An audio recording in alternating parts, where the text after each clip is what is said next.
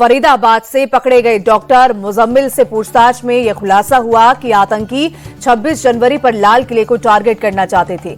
इसके लिए मुजम्मिल और उमर ने लाल किले की रेकी भी की थी। पूछताछ में जांच एजेंसी को पता चला कि 26 जनवरी पर लाल किले को टारगेट करना इनकी प्लानिंग का ही हिस्सा था। इसके अलावा ये लोग दिवाली पर भी भीड़भाड़ वाली जगह को निशाना बनाने की फिराक में थे।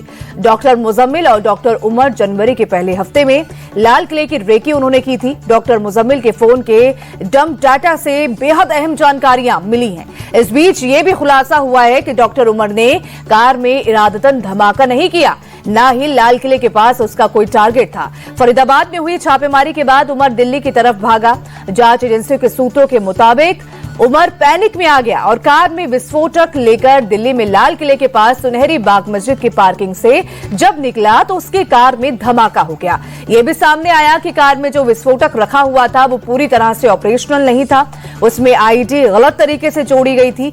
धमाके वाली जगह पर ना तो कोई गड्ढा हुआ और ना ही वहां से किसी तरह के स्प्लिंटर मिले हैं। इससे जांच एजेंसियों को लग रहा है कि आधी अधूरी तैयारी के साथ ये ब्लास्ट किया गया। अगर ये धमाका पूरी प्लानिंग के साथ किया जाता तो इससे भी काफी ज्यादा नुकसान होने की आशंका होती। तो इस वक्त की ये बड़ी खबर, उमर ने पैनिक में दिल्ली में कार ब्लास्ट किया। फरीदाबाद में छापेमारी से घबराकर उमर दिल्ली भाग गया था। और सबसे बड़ी बात यह कि लाल किले को नहीं बल्कि जिस तरीके से इनकी जो प्लानिंग थी वो इससे भी घातक थी। इससे घातक प्लानिंग उमर और मुजम्मिल की थी और 26 जनवरी को लाल किले को टारगेट करने की इनकी प्लानिंग थी। और इससे भी बड़ा नुकसान होता क्योंकि 26 जनवरी को काफी ज्यादा भीड़ वहां रहती।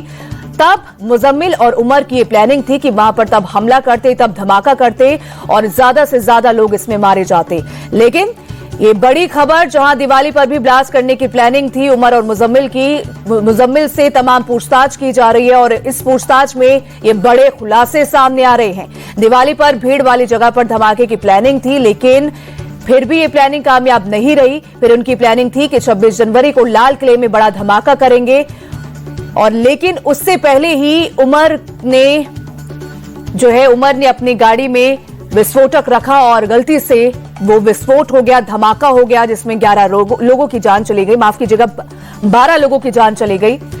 हालांकि आप सभी को बता दें कि यह बड़ा खुलासा कि 26 जनवरी पर लाल किले को टारगेट करने की इनकी प्लानिंग थी और एक प्लानिंग का हिस्सा था। इसके अलावा ये लोग दिवाली पर भी भीड़भाड़ वाली जगह को निशाना बनाने की फिराक में थे, क्योंकि बाजारों में दिवाली पर रौनक होती है, लोग बाहर निकले होते हैं, शॉपिंग करने निकले होते हैं। तब इनकी इनकी प्लानिंग का हिस्सा था कि दिवाली के मौके पर ऐसे बाजारों को निशाना बनाए जहां पर ज्यादा से ज्यादा लोग हो और ज्यादा से ज्यादा नुकसान हुए। ऐसे में मुजम्मिल और डॉक्टर उमर जनवरी के पहले हफ्ते में भी लाल किले की रेकी उन्होंने की थी। डॉक्टर मुजम्मिल के फोन के जो डंप डाटा से ये अहम जानकारियां मिली है। इस बीच ये भी खुलासा हुआ है कि डॉक्टर उमर ने कार में इरादतन धमाका नहीं किया है, ना ही लाल किले के पास उसका कोई भी टारगेट था, बल्कि फरीदाबाद में हुई छापेमारी के बाद उमर दिल्ली की तरफ भागा था, क्योंकि उमर को पुलिस ढूंढ रही थी। जांच एजेंसियों के सूत्रों के मुताबिक उमर पैनिक में आ गया था, उमर डर गया था और कार में विस्फोटक लेकर वो दिल्ली में लाल किले के पास सुनहरी बाग मस्जिद की पार्किंग से जब निकला तो उसकी कार में धमाका हो गया। यह भी सामने आया कि कार में जो विस्फोटक रखा हुआ था वो आधा अधूरा था, यानी कि उसे अभी पूरी तरीके से वो बना नहीं था, पूरी तरह से ऑपरेशनल नहीं था। उसमें आईडी गलत तरीके से जोड़ी गई थी। धमाके वाली जगह पर ना तो कोई गड्ढा हुआ है और ना ही वहां के किसी की तरह का भी स्प्लिंटर वहां पे मिला। इससे जांच एजेंसियों को लग रहा है कि आधी अधूरी तैयारी के साथ ये ब्लास्ट किया गया। और सोचे कि ये आधी अधूरी प्लानिंग के साथ ये ब्लास्ट हुआ तो 12 लोगों की जान गई। अगर ये पूरी तैयारी के साथ किया जाता तो इससे काफी ज्यादा नुकसान यहां पे हो सकता था।